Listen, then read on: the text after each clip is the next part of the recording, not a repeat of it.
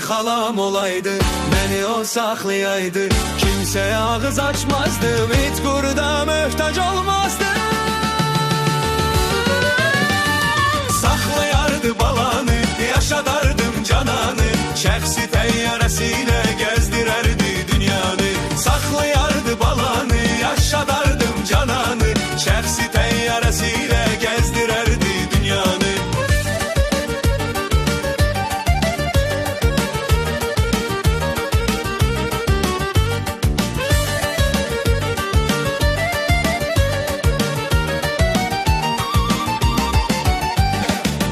Oyananda her seher koysun mənə zabretlər.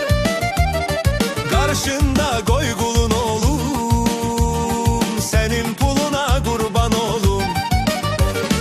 Keşke halam olaydı, beni o saklayaydı.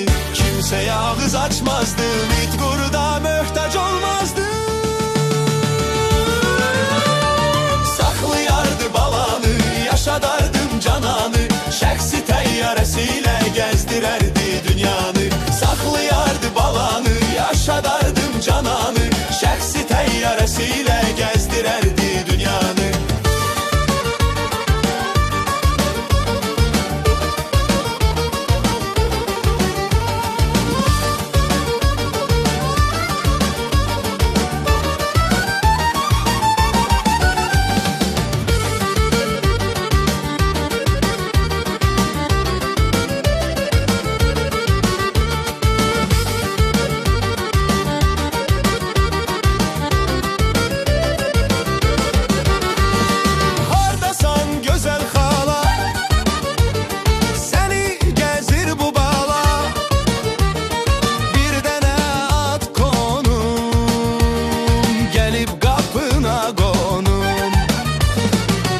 Keşke halam olaydı, beni o saklayaydı.